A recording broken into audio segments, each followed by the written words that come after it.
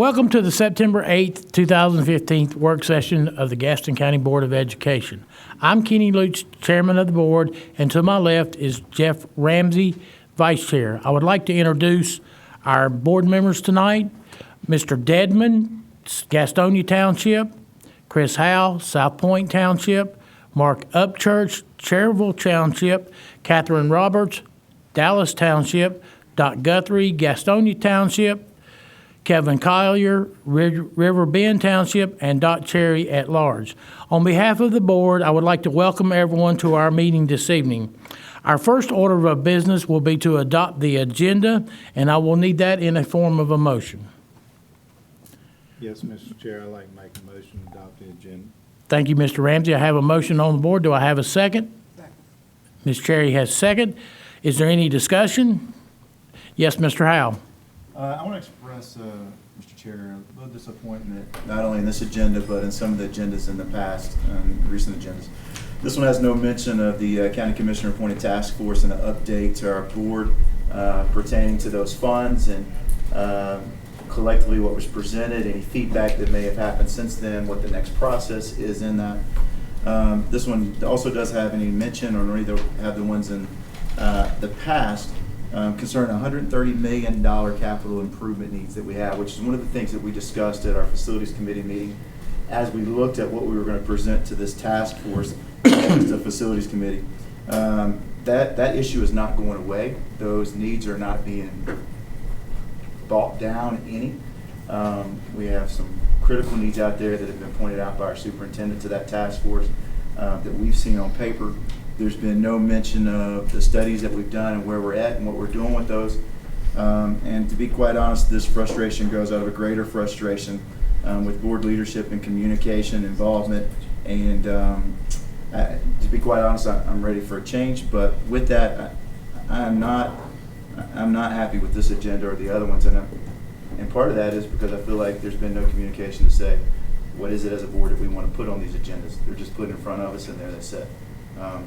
We have some great needs out there, and this work session needs to be a work session to be able to say that we don't have a need for those in different months and those sort of things when we're going to a county commissioner task force with $130 million worth of needs, and we haven't discussed it as a board recently of how to deal with that. To me is inadequate. So just a comment. Thank you, Mr. Howe. Any other discussion? All in favor?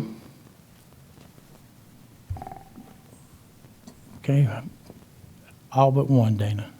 Okay, thank you. The next item on our agenda, or the next two items, I will recognize Ms. Matson in her accountability team. They will be coming up and doing a couple of presentations. Thank you.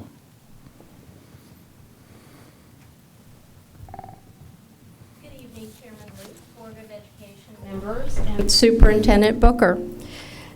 This evening, my accountability team and testing team would like to talk to you about the READY model, which replaced the ABC model 3 years ago.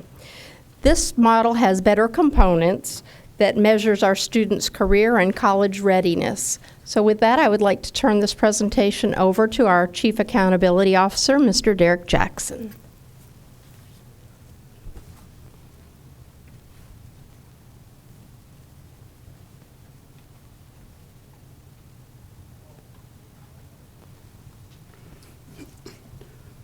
Chairman Lutz, members of the board, Superintendent Booker, thank you for allowing me to present the READY results.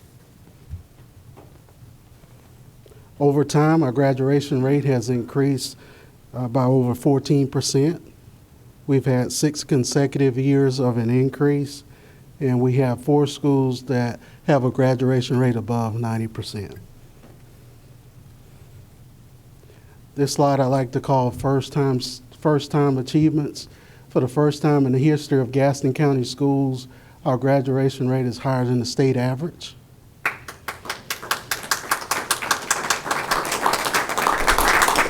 And for the first time ever, we have each of our high school above 80% when it comes to their graduation rate. How did we get there? I think this has been truly a team effort, starting with the schools. The acronym have never meant more than together we achieve more. It started with Graduate Gaston and Dr. Balknight, and her team have done a great job of keeping our students in school. Once we keep them in school, testing did a great job this year of introducing a cohort file where we actually know who's in the cohort so we can work with those students. Our instructional team and Dr. Cook have done a great job of providing interventions for those students that are at risk of not graduating. And most important, our schools have done a really outstanding job of working with developing individualized plan for every single student that is not on track to graduate. And that is a lot of work that our school put in to start working with those students for 4 years and not just during their 12th grade year. These are the indicators that make up our school performance grade. It makes up the 80%. 80% comes from proficiency, 20% comes from growth, which gives us a better indicator of whether our students are career and college ready. Our school performance grades overall, we have more A schools this year and less F schools. Our EVOS growth, big positive is we've increased the number of schools that are exceeding growth. And if you look at the school, it's a great cross-section of schools that fit in that category. Here, AMO, which is our annual measurable objective, which used to be the AYP, if you remember. And again, this year we've exceeded the state average in meeting our targets, and we have 6 schools that met 100% of their targets. Math course Rigor. These are seniors who graduate and earn a credit in Math 3. 100% of our high schools met that target, and every district in the state of North Carolina can't make that statement.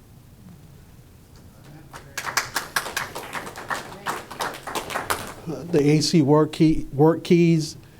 This is the test that our seniors take who have taken 4 courses and have a CTE concentrator, and we have more students that are career ready based on our test results. The ACT, our juniors take this test, and we had 6 schools that showed an increase on the ACT. Our performance composite, 26 schools had an increase. Our district had an increase, and 3 schools had double-digit increase, which is a really good thing.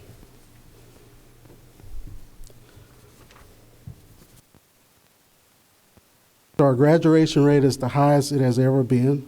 It is above the state average for the first time. All of our high schools have a graduation rate above 80% for the first time. We have more schools exceeding growth. 6 schools improved their letter grade. We have more A schools, less F schools. More students are career ready. We have a lot to be proud of. Thank you.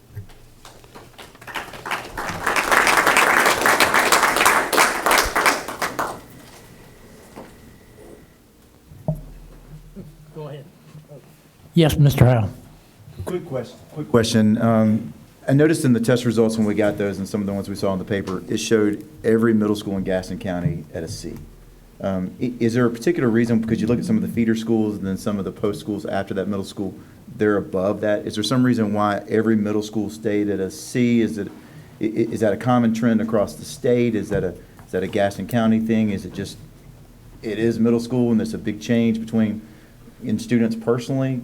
Do you have enough data to support why that is or what's going on with that? I think to answer that question, statewide, the majority of our schools are within that category.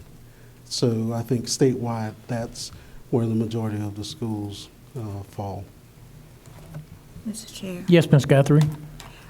First of all, I want to say to Mr. Howell, I do believe that we will see a change with those middle schools, because I do know that the Curriculum and Instruction Committee did report at the last meeting that they were going to be analyzing data and using data more to track student performance. So I know that, with this in mind and with the new strategies that they're going to implement this school year, and the collaboration between the elementary, middle, and high schools, that we should see some growth or improvement there. I just wanted to say that. But I want to hear you say one more time that all high schools, say that one more time. All high schools are above 80% for the first time in the history of our school You know, system. that's effective teaming. That's what that is, and I think we ought to. I know we've been applauding since you started your report, but it's worth it. It's worth it to show our educators, our supervisors, our special teams how much we appreciate what they are doing each day with our students. It isn't easy to do that and to show that much growth here and to be above the state. I think that's awesome, and we applaud you once again for the work that you are doing in our schools and what you're doing with our children. And Dr. Balknight, you're keeping our children in school, and you're working, you're collaborating with curriculum and instruction, and you're looking at and developing individual plans for the students to make certain that they can do the job and feel confident doing the job. So I thank you so much for what you're doing with our students. Mr. Ramsey? And follow up what Ms. Guthrie just said, it comes from the top. Our leadership, our superintendent, Mr. Booker, and his cabinet is showing great leadership, but we know where all the work is. It's in the principals, the teachers. You know, I go to the new teacher seminar every year, and we talk about graduation to elementary first grade teachers now, because we're trying to get a buy-in. It's just important to have that third grader be reading on grade level, and he's going to be successful. So I want to commend everyone, our staff, our cabinet, and especially our superintendent. Thank you. Thank you. Yes, ma'am. Is there anything we can do to change those ratios, the 80-20 ratio? Because that 20% growth, I mean, I feel like that should be much larger. Well, the ratio that, as Mr. Jackson portrayed, is defined by the state to say, we'll measure your schools 80% on proficiency, 20% on growth. There was a lot of discussion around that number. And initially, you may recall, there was going to be a movement in the A through F grading scale, and they adjusted that to leave it at the 15-point scale. So at this time, there's really no discussion about changing. They've looked at models of a 50-50, and it just moves the measurement and changes who becomes a B this time and someone else. So I think we have 80-20 for a while. Yes, Mr. Collier? As I was thinking about Chris's question, I can't help but, and this may be repetitive to those that were there. Last Wednesday morning, we heard a presentation from the Z. Smith Reynolds Foundation and the Neiman Collaborative. And something that resounded and stuck in my head was that we spend a lot of our time and focus on the lower-end students that are behind, trying to pick them up. And we spend a lot of our time on our top-end students trying to push our shooting stars. And there's this huge population in the middle that may not be getting challenged like they should. And I remember in years past that's the majority of our students in our schools.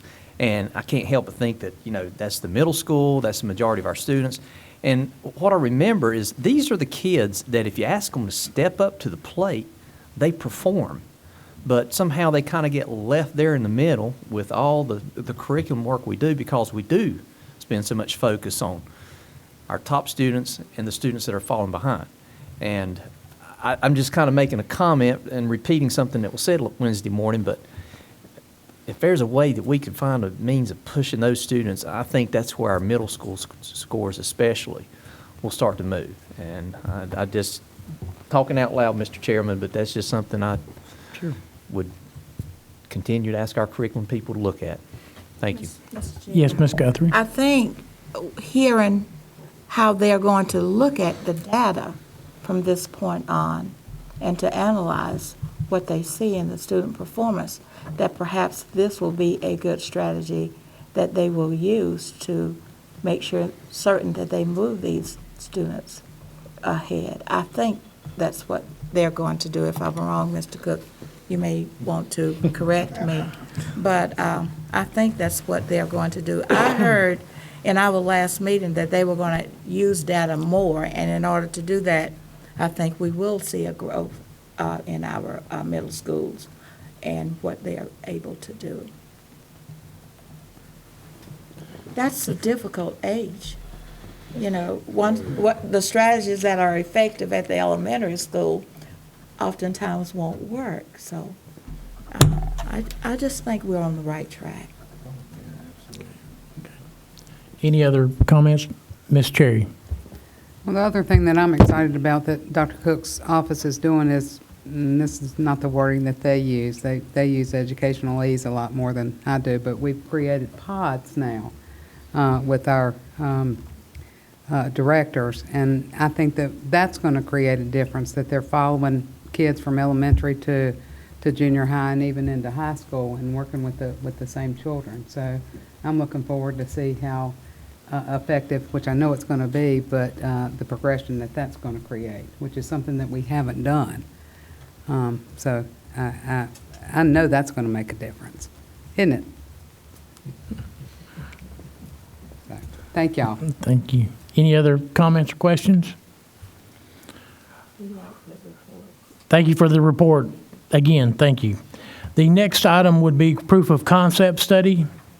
And PM Hostetler, the Director of Testing, will provide that information.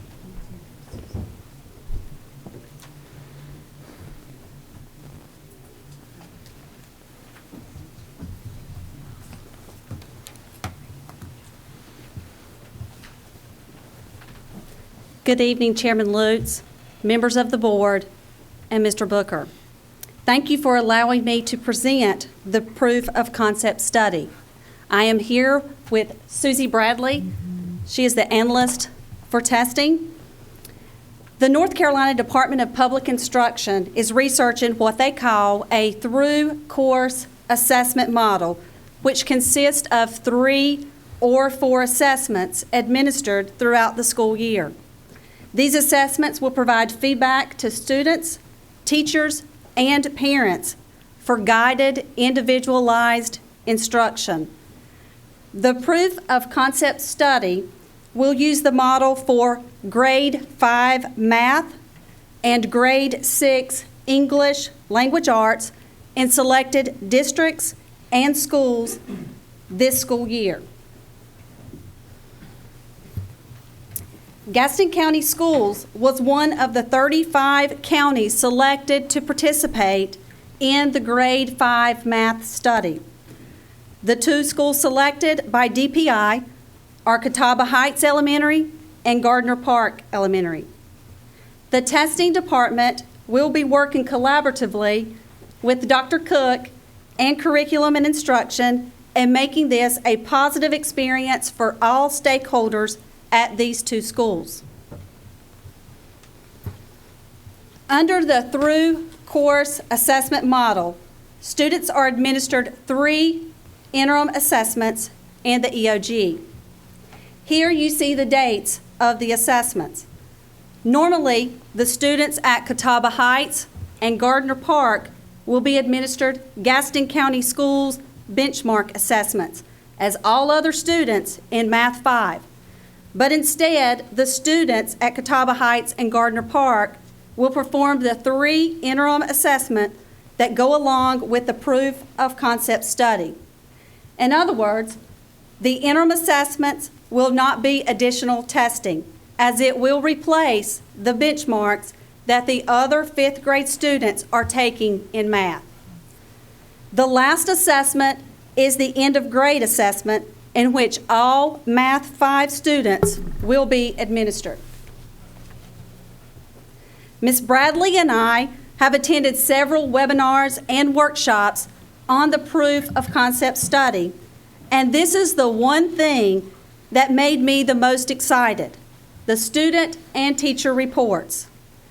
What teacher or what administrator would not want all this data regarding their students' performance prior to the EOG?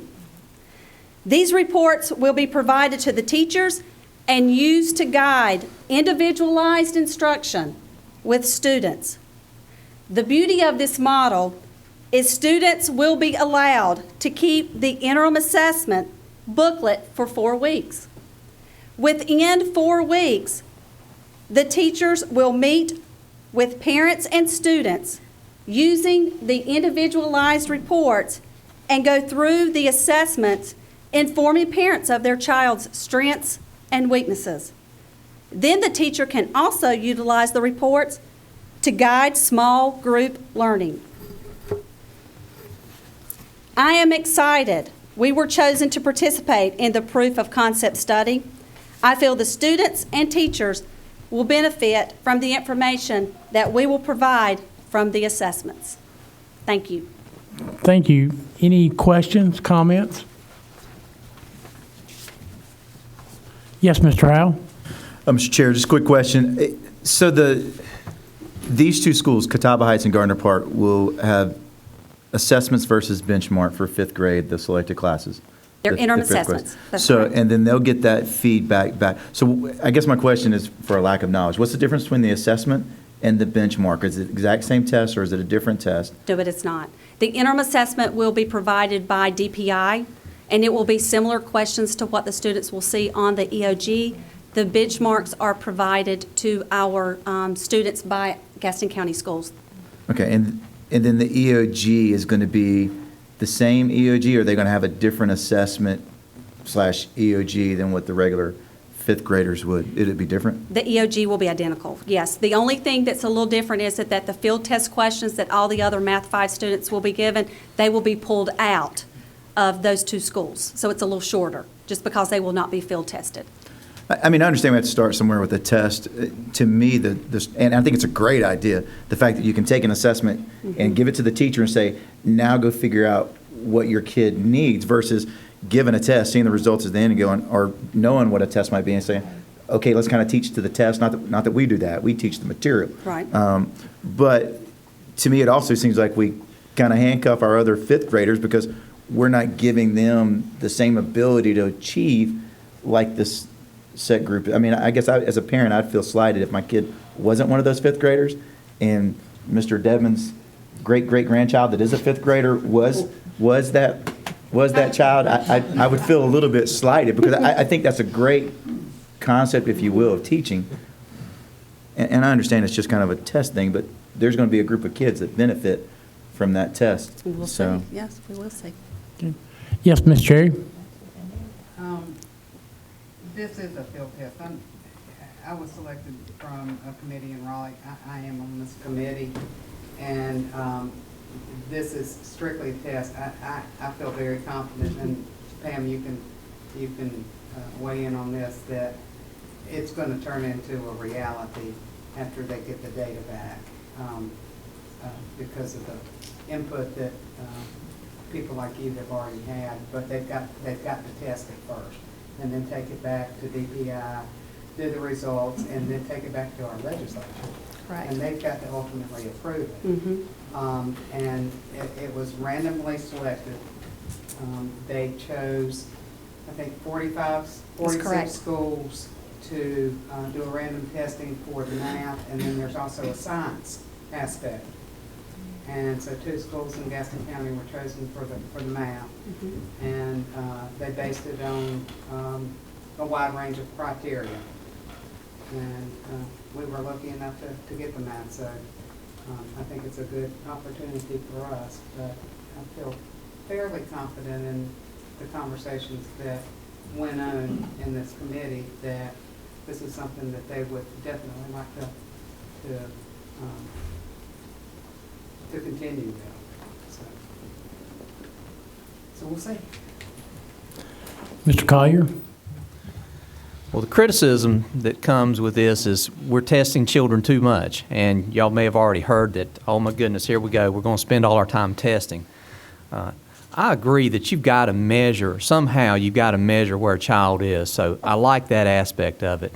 But to those champions that we test too much, and this is just another case of testing too much and taking away from teaching time, I'm also aware that we need to be careful that we don't try to measure every week, if you will. I'm going to call it measuring instead of testing, because I do believe that we do need to have some kind of measurement stick for where a child is at different times throughout the year. And I think this is a great idea. It may need to be tweaked some, but I think they're on the right path, and I'm curious to see what the outcome's going to be. Thank you. Yes, Ms. Cherry? The thing that was really appealing to me is they assured us, and Pam, you can correct me if I'm wrong, that the data would be back in the hands of the instructors within 2 weeks. Unfortunately, they haven't provided that part of the information to us yet, because we haven't had the first assessment, so Yeah, that so- should be forthcoming. Yes, which will be invaluable to our teachers, if that will happen, which I hope Agree. it will. So, Mr. Dedman? I hope I'm around to see my great grandchild. Pam, thank you. This test that they're talking about is no different than we did 10 years ago, okay, when we used to give a test and we'd have the same data back. Folks, there's nothing new about this, okay? This assessment versus the benchmark. The benchmark, our teachers do it. Our curriculum people do it. This new test, the state does it. I mean, it's sleight of hand, okay? I mean, the real goal is that our teachers take this information, and to go to your point, hopefully they'll share this with their other team members in their PLC groups, because this would be a great opportunity for those teachers in that particular school to be a leader. So we're really not getting anything new. And Kevin, we're really not testing any more than we have. It just appears that way. Thank you, sir. Thank you. Ms. Guthrie? And also, I'd like to say that the results of Gardner Park and Catawba Heights, the state will look at, and when they tweak for the state, then that's how the changes are made at the state level. So it's valuable to have the opportunity to participate and know that you're making a difference. Oh, yes. Okay. Thank you.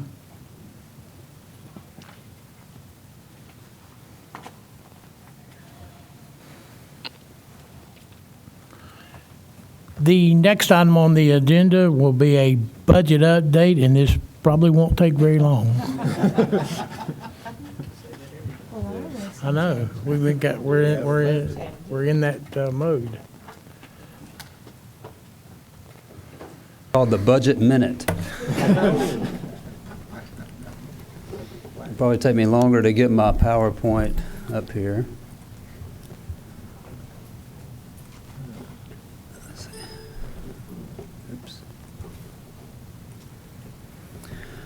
Okay, since we met last time, we still do not have a budget. However, there have been a few changes and, I guess, advancements in the budget discussions. One of the things that's happened is that last time we talked, they had approved their second continuing resolution, which expired on August 31st. Since then, they've extended that to September 18th. So our board meeting on September 21st, I believe, optimistically believe, we will have a budget. So I have put that in my presentation, but I'm not going to send that out until it happens. Some of the things that have happened, as I mentioned, we now have a September 18th extension date, and that is the only thing that changed between the second continuing resolution and the third continuing resolution, was just a date. No other changes in any of the funding sources or anything else. Another major item that did occur since the last board meeting is that both the House and the Senate actually agreed on the total amount of the state budget, $21.735 billion. Before that, they both had different numbers they were shooting for. So now they have a common number, and that really is going to help move things along. Also, they have tentatively agreed to a $750 one-time bonus for state employees. As you'll recall, the House had a 2% across the board increase. The Senate had nothing, so this was their compromise, was the $750 one-time only bonus. And also there's continuing resolution or continuing negotiations with the resolution on the teacher's assistants and the driver's education. There's a lot of talk about funding this, but taking away some of the flexibility. But those are ongoing negotiations, and we'll continue to let you know what happens as things happen. But hopefully we'll get some, if not all, of the money that we had last year for teachers' assistants and drivers' education.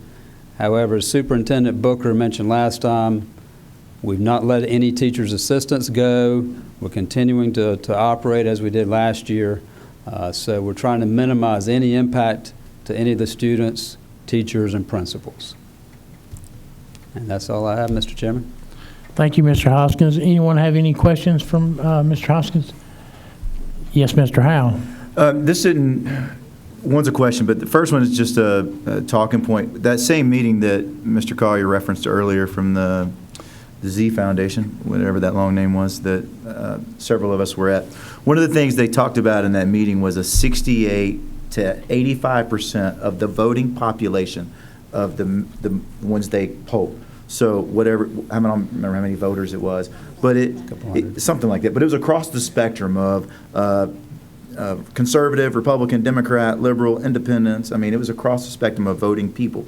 And in that, 68 to 85% between 2013 to 2015 said that the number one priority was funding, one, education in the form of teachers, but two, funding education in just the form of funding education, capital improvement, providing for the student in the classroom.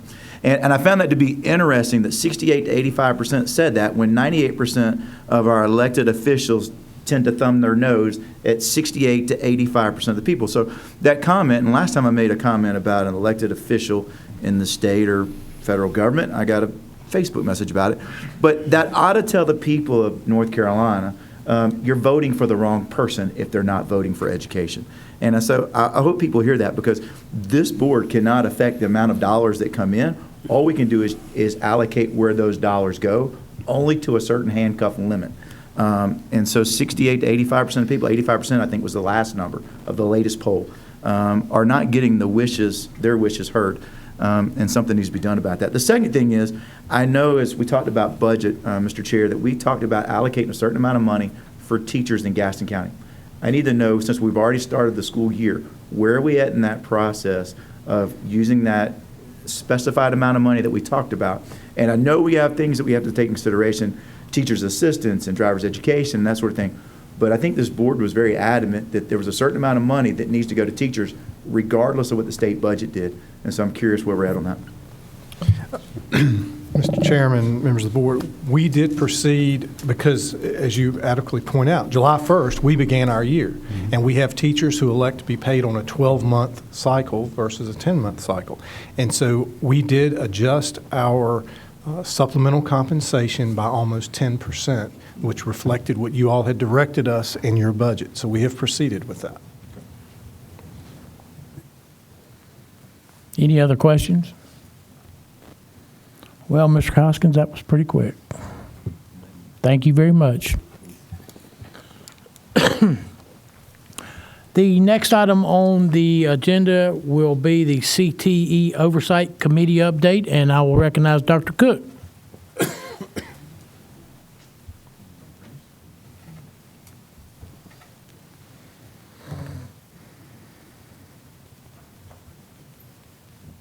evening, Chairman Lutz, Board of Ed members, and Superintendent Booker. The CTE Oversight Committee has been very busy over the past couple of months. As you may recall, there are 9 members on this committee, 2 being represented from this Board of Education, Mr. Howell and Mr. Ramsey, Chamber of Commerce members, Greater Gaston Development Corporation members, Board of Commissioners, and business and industry leaders. This committee has met 2 times already. The 3rd meeting will occur next Tuesday at Firestone. Mr. Tony Powell will be hosting our group at this time at 6 o'clock. Meetings have been scheduled from June until December. The first meeting included introductions, workforce data, and options for expansion. Some of those areas to be considered, thank you. To be considered, expand existing programs and courses, consider a CTE Academy, and then consider increasing our articulation agreement with Gaston College. The second meeting agenda also included the school system sharing our current offerings, funding, and facilities. We scheduled 5 site tours. 3 of those have already been scheduled. Those 3 include Gaston College, Lincoln County School of Technology, Vernon, Malone College and Career Academy. Swofford Career Center in Spartanburg, South Carolina will be visited this Friday. And then Weaver Academy in Guilford County will be visited on September the 30th. At Gaston College, we had the privilege of hearing from Dr. Skinner and many of her deans about the 5 academic divisions that they offer: arts and science, health and human services, business and information technology, engineering, industrial tech, and public safety. We went down the road about 20 minutes to visit Lincoln School of Technology to see what opportunities they had. Some of the things that we learned about them are the offerings that they include and specialize in are automotive, drafting, health sciences, computer programming, mechatronics, digital media. They do have open enrollment for grades 10 through 12, which means any student in their school system can participate, and transportation is provided by their school system. The Vernon Malone Academy is in Wake County. Vernon Malone was a famous school board member who was a CTE advocate, we were told. This is a partnership between Wake County Public School System, Wake Tech, and Wake County government. They remodeled an old or former Coca-Cola plant in Raleigh, and some of their offerings included the HVAC, biopharmaceutical, collision repair, cosmetology, electrical systems, nursing, plumbing, game design, and welding. It is open to grades 9 through 12 by application. It is their 2nd year in existence, and they'll be in the neighborhood of somewhere around 500 students by next year. They're anticipating. Transportation in Wake County to this school is also provided. Thank you, Mr. Cook. Yes, sir. Questions? Comments? Yes, Mr. Howe. Being on this committee, it's like drinking a sip of water from a fire hydrant. It's an enormous amount of information and tasks that this committee has to do. One of the things I just want to share with you about when we went to Gaston College, because that's near and dear to home, was that after the department heads presented what the CTE courses they already provide, one of the things that one of the questions that I started asking myself was, we talk about coming up with the CTE high school, which I think is a good thing to do because currently I deal with students and you deal with students and families that want to do welding, but they're not in that township, or they want to do this, but don't offer it at that school, culinary arts, what have you. And so one of the questions that I asked was, did Gaston College have the capability of housing a CTE high school for us? And then Dennis there, who, correct me, Mr. Booker, who he is, give me his title. Dennis McElhoy. He's the guru. So the CTE guru said that originally the intention was to do something like that with Gaston County Schools when they looked at the early college. But through some direction from Raleigh, they were pushed more to doing the way the early college stands itself, which is a great asset to this community and our system. And so, I think there's a lot of avenues that we're going to be able to look at, whether it's from Swofford High School or Wake or Guilford or Gaston College. But I think we're going to have to be very open-minded. And as this committee draws down, Dr. Cook and I were talking about, when we get closer to the October and November timeframe, it's going to take a full board involvement to start looking at it, asking questions about how we think it affects our school system, what are some positive directions to go into. Because the last thing I think we want to do is get caught up in a financial war like we are right now with capital improvement and just trying to build schools, of waiting. Our students can't afford for us to wait. And so we need to start making sure we look at some of those options, whether it's a collaborative effort like we saw in some of the other ones with the county and the community college and the school system, or whether it's us just collaborating with the community college and saying, look, you already offer it. So for example, one of the things they said was that most of their CTE classes from noon to 4 sit empty because that's the least amount of time. They have a big rush in the morning, and they have a big rush in the evening with those that are, 25, 35 and older, that older generation that are trying to figure out a different career path. But that 12 to 4 period is sitting wide open with their classes, their labs. We don't have to recreate and stuff like that. So I think it's some great opportunity there. Dr. Cooks and Brett have done a great job of not setting an agenda, but being able to give us the vision to see what it could be, maybe where we want to go, and then allowing us to kind of dream outside the box. Even some of the community members that are business leaders that are in there, their eyebrows are kind of going up, and they're going, oh, we could do this.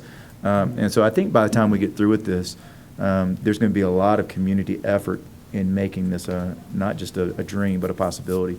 And so it'd be great as we get forward, as a board, we come together and start looking at that, because I think you're going to have a lot of questions and a lot of good input, and I think you're going to learn a lot. So, Dr. Cook, appreciate your team and what you guys have done. Yes, Ms. Cherry? Dr. Cook, I assume that all these facilities that you're going to tour have different models? So all of them do, so none of them are, I mean, I'm sure they're similar to an extent, but they're all different models that Yes, you're looking ma'am. at? Each of the models that we're visiting has a slight difference in it. The Weaver Academy has an arts component that the others do not.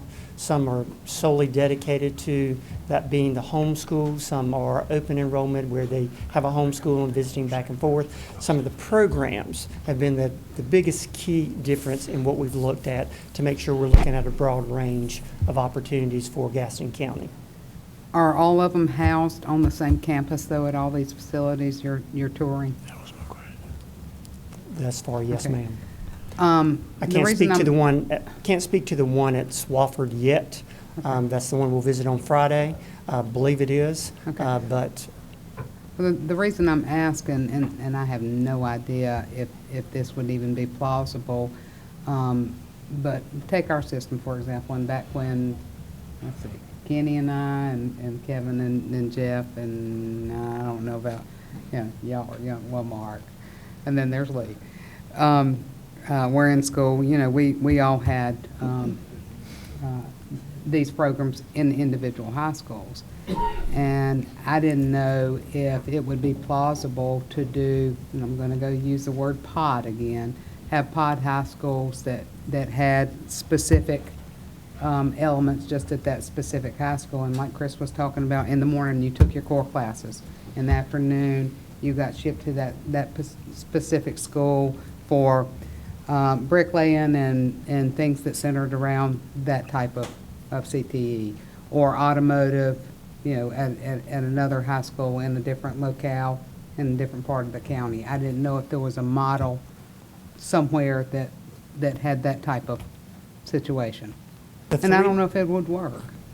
the three ideas that are being explored by the committee are to look at expanding what we currently have, using that model somewhat that you have, but also just expanding in general, and also looking at, is there anything that we need to eliminate? So that's one piece.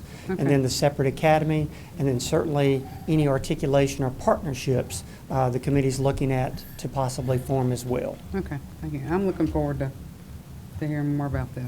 Thank y'all. Thank y'all. Dr. Cook, of the current sites you visited, are any of those sites currently utilizing the community college system where children are actually going to the community college and taking the technical courses on the college Yes, so grounds? the Vernon Malone Center that we visited in Wake County primarily functions as a community college and a high school during the day. And then in the evening, or somewhere around that 4 to 5 o'clock ish time, it shuts down as a high school and opens up fully as a community college. Okay.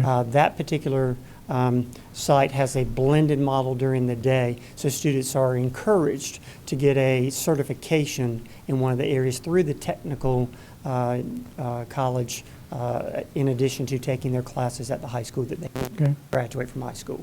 Okay, all right, thank you. Mr. Ramsey?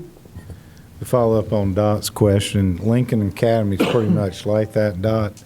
So basically, a student would start in high school in 9th and 10th grade and take the 1 and 2, and then he would transfer to Lincoln Academy and do 3 and 4. But he'd still be at South Point or Hunter Hutz High School, and then after lunch, they would go to that academy. So that's a great model to look at.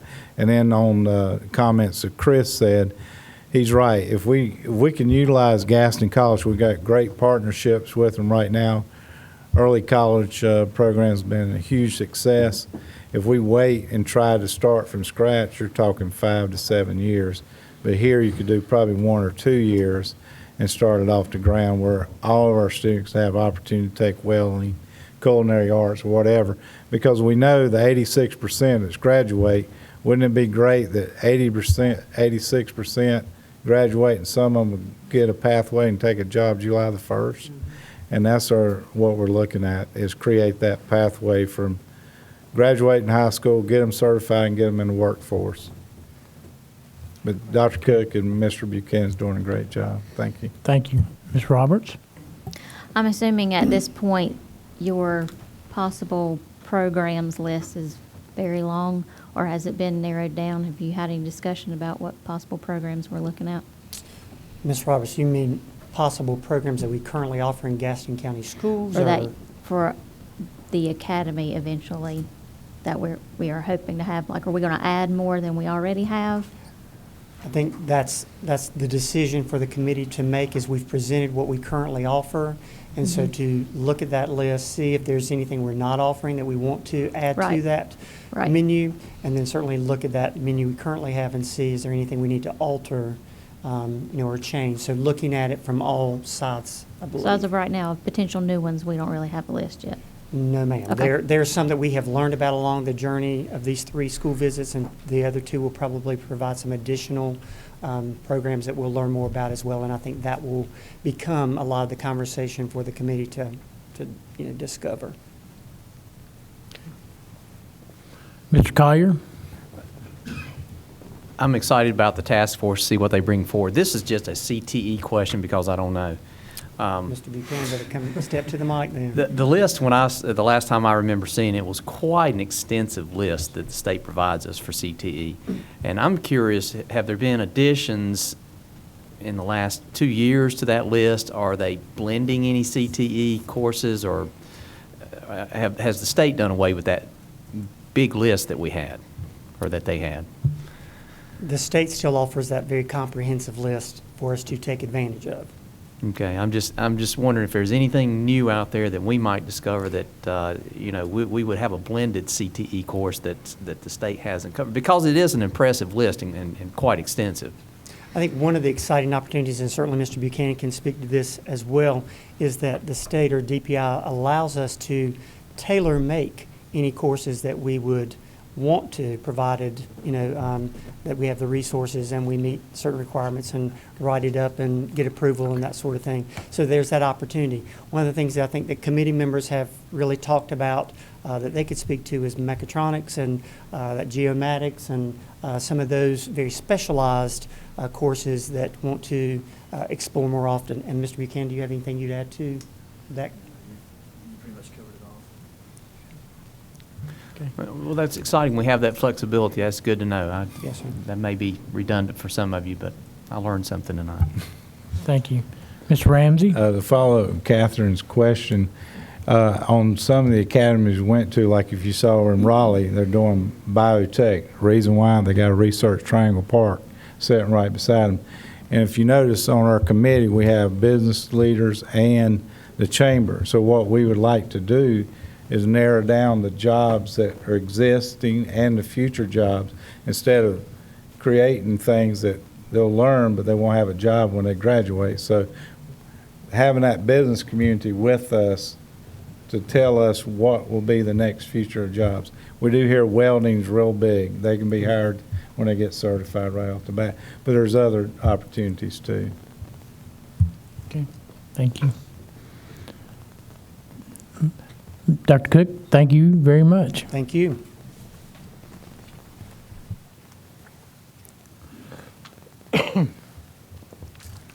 The next item on our agenda is the Curriculum and Instruction Committee report, and I'm going to refer to Ms. Guthrie, which I think she's going to refer to Ms. Roberts. Thank you. The Curriculum and Instruction Committee will meet on Monday, September 14th at 4:45 in the central office. Topics for this meeting will include One District, One Book, science, technology, engineering, arts, and math initiatives, professional development opportunities, and resources for teachers and schools. A committee report for this meeting will be shared at the full board meeting on September 21st. Thank you, Ms. Roberts. Anyone have any questions? Yes, Ms. Cherry? Well, this isn't really a question, but I don't know where to put it, so I'm going to put it here if Ms. Guthrie will allow. I want to thank Dr. Balknight and her team and her extended team for the excellent, excellent job that they did getting all these students registered, all the transfers taken care of. It was crazy in here for how many weeks? Several. And everybody pulled together. I saw people in other departments come in, but please thank your staff and all the other extended people that did a phenomenal job, because it was a daunting task, and y'all did it. So thank you. Yes. Thank you. Yes, Mr. Ramsey? Sorry for all these comments.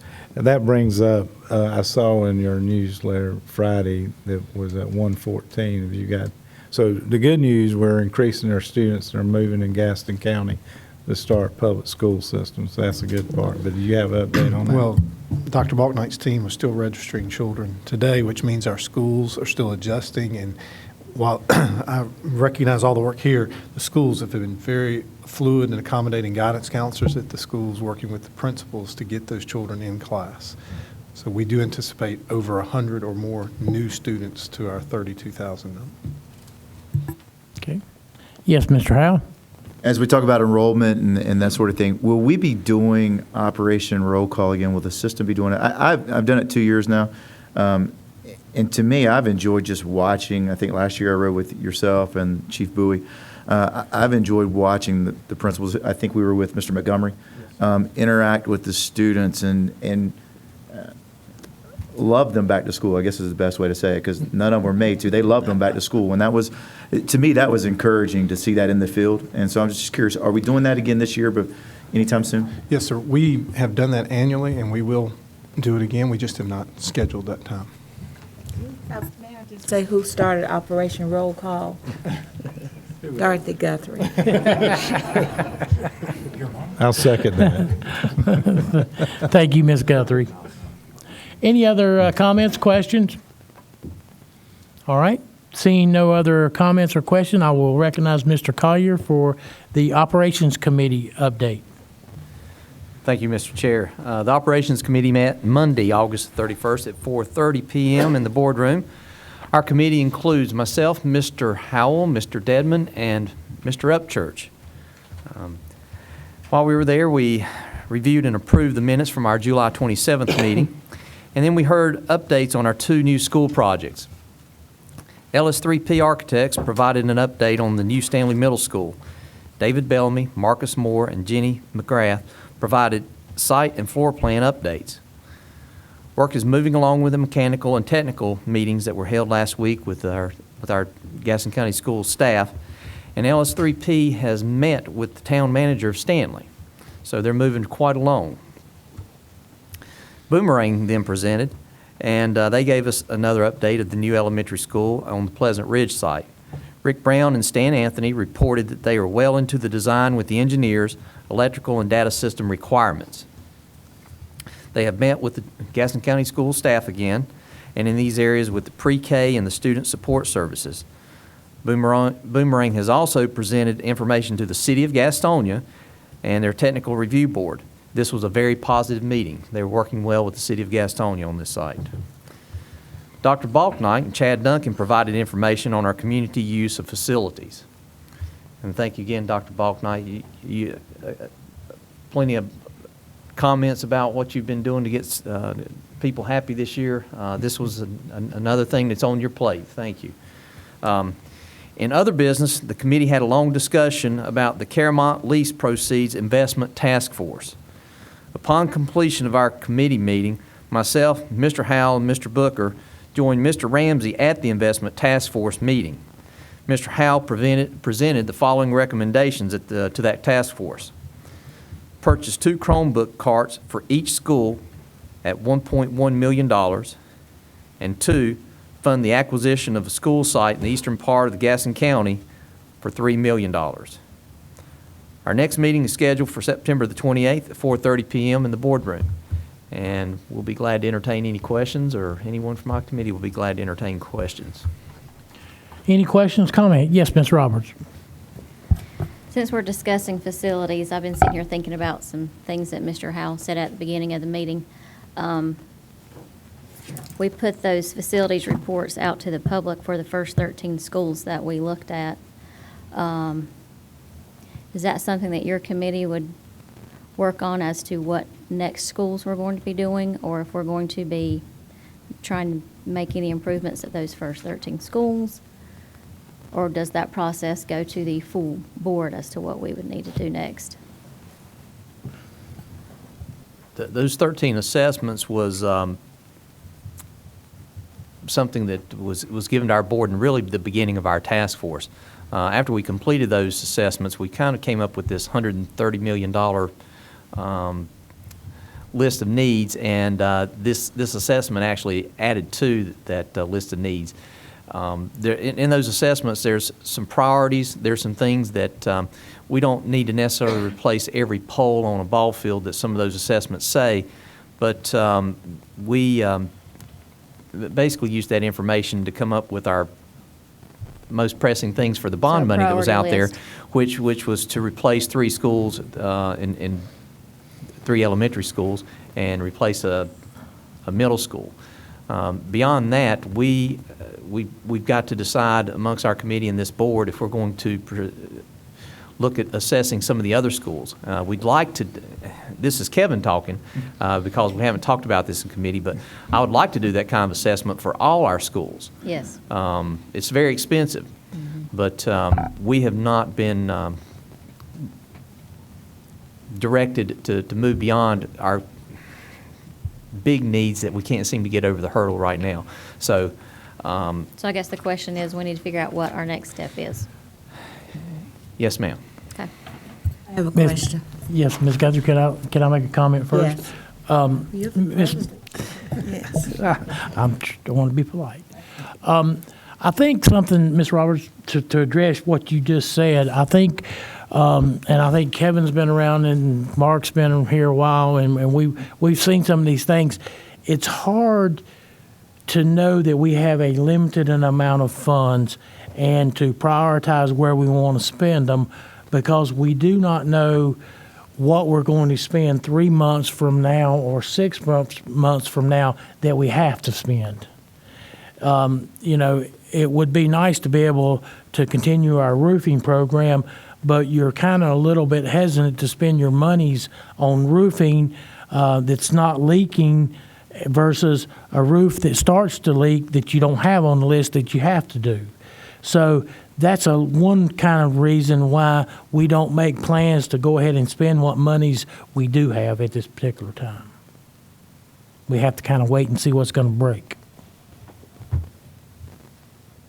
Okay, yeah, I understand that. Okay. I understand that. Mr. Chair, if I may, Yes. I think that's something our committee can kind of take on, is kind of let's update that list that we've had. Sure. Because we can strike some things out that we've completed, and maybe we can come back and give the board a report of kind of where we are in the woods, if you will, with that list. Well, the committee report, the committee that, the meeting that I attended, that report was going to be put in a format to where as things got repaired or as repairs were done, it should go right into the formula and generate you a new report. Is that what we were talking about? Well, that's true on the 13 schools that we did Yeah, on the the 13, assessments, yes, but- that's what but I we was, have but I'm not 100 talking about all But of we have a them. lot Yes. of the other schools too, I and that's understand. what I was saying. We kind of Sure. need to give a comprehensive Sure. update for everything. Okay, yes.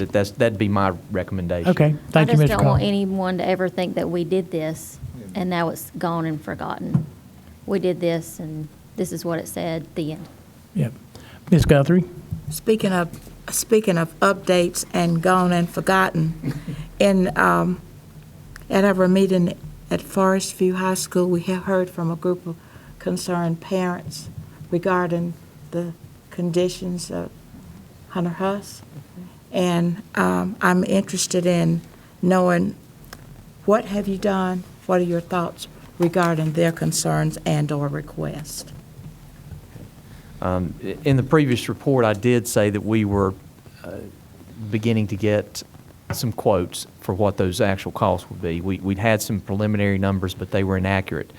I did not have this in my report because we did not discuss it in our last meeting, but we are waiting for staff to come back with quotes of what those costs will be. Okay. Thank you, Ms. Guthrie. Any other comments? Yes, Mr. Howell. A couple here. One,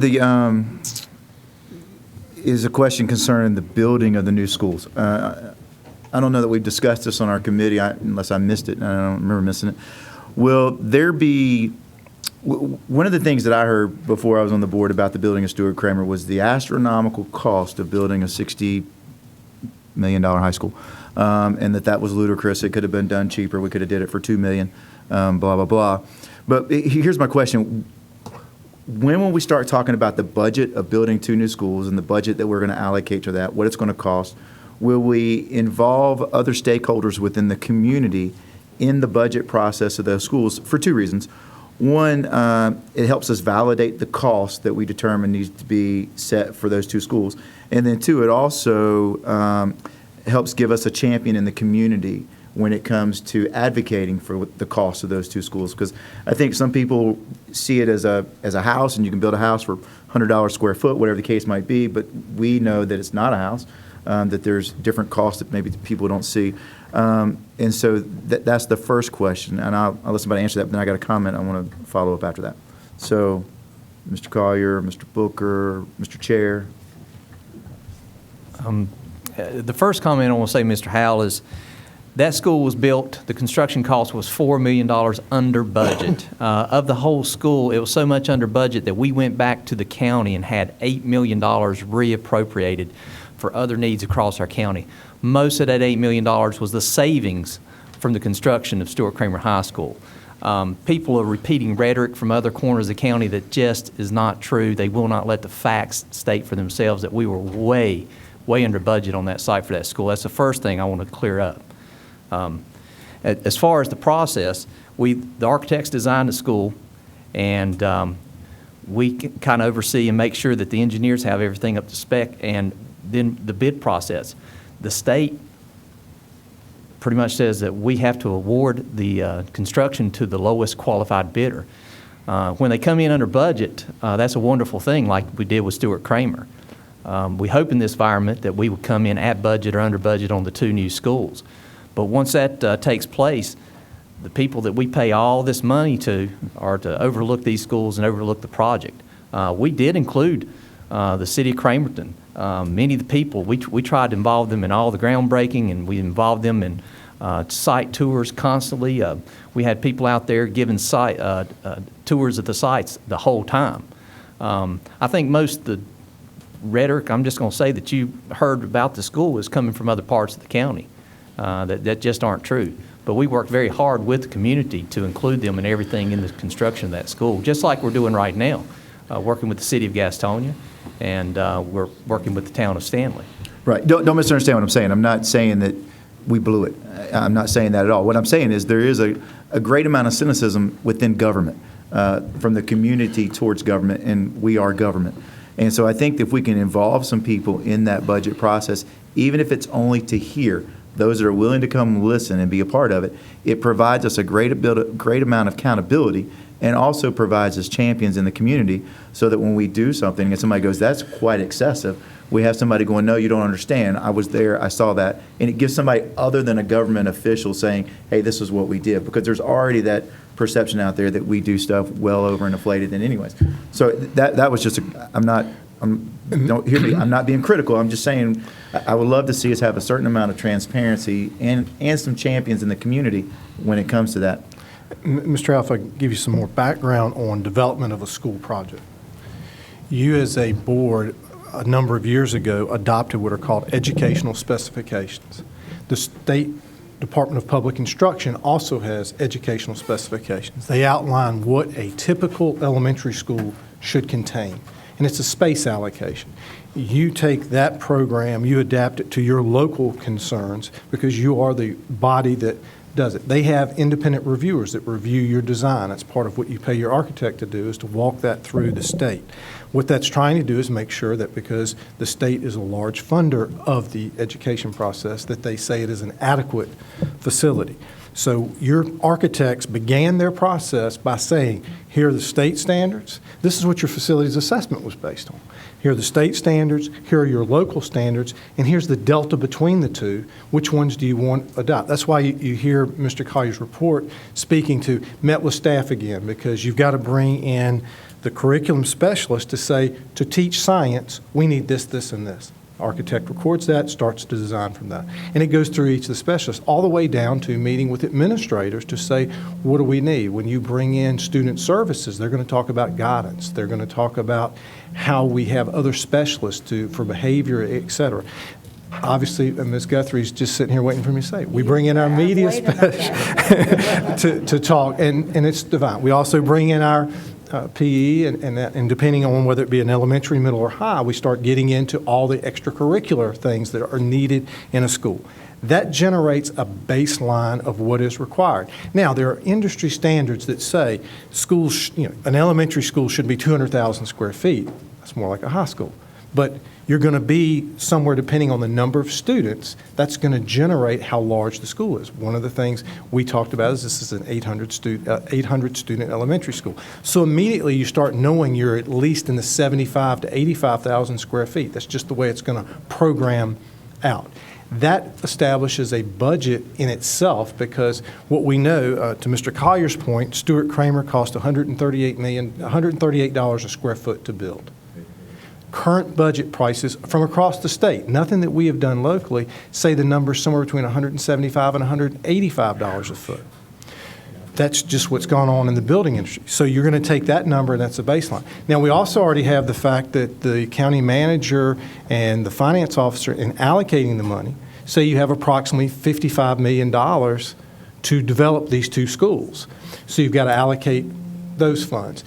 So that's the baseline that'll be done, and you're correct that part of what the committee does is work with those architects and bring forward and show what staff has done, and then you get community input, much like what we did in the development of Stuart Kramer. There were decisions that were made jointly before that school ever began design to say we wanted it to be a comprehensive high school. Forest View was not done full design. It only did the academic portions. It didn't look at the extracurricular. Stuart Kramer did. The same we're looking at when we go to Stanley to replace what was at one time a high school. It has a lot of facility pieces to it that our standard middle school doesn't have, and we're having to evaluate that and say, what can we do, because it's a community asset, and meet that. Those things are all driven by budget. So that's kind of how you get to that point. Does that help? Yeah, no.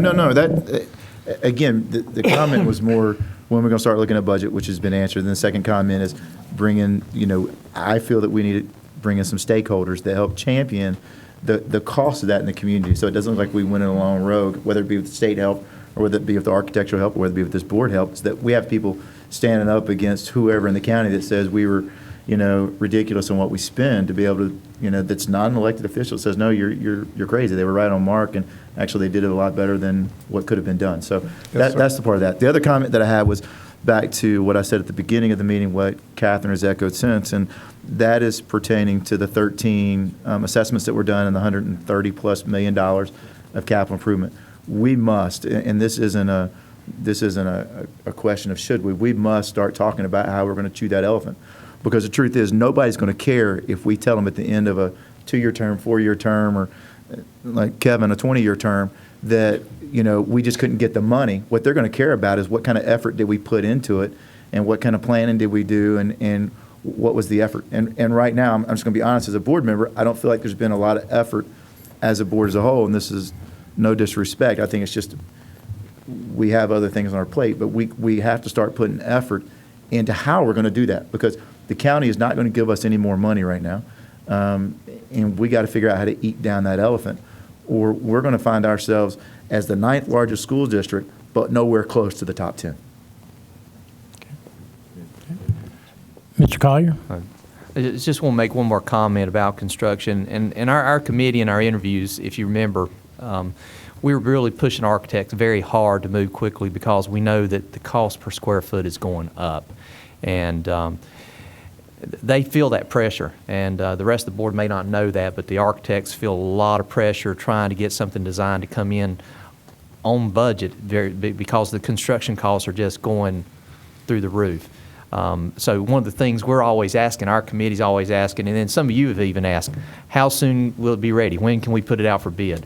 And part of the pressure of that is because we know that the budget that we have or have allowed for this, that we've asked the county commissioners for, we need to get this thing up if we're going to stay on budget. Thank you, Mr. Collier. Mr. Ramsey? I want to go back to Mr. Collier's comments on the Operation Committee.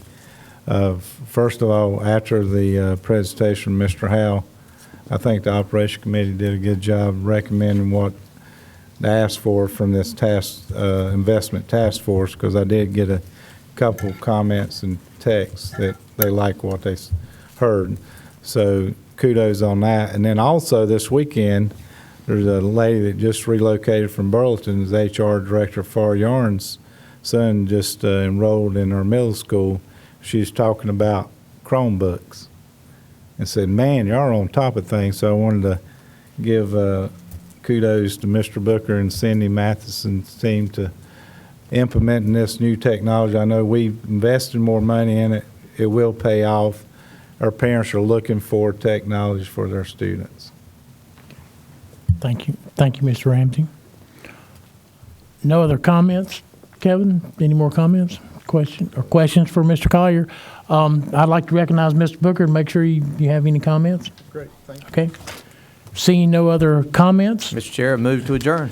I have a motion to adjourn. I have a second from Ms. Cherry. All in favor? We're adjourned. Thank you.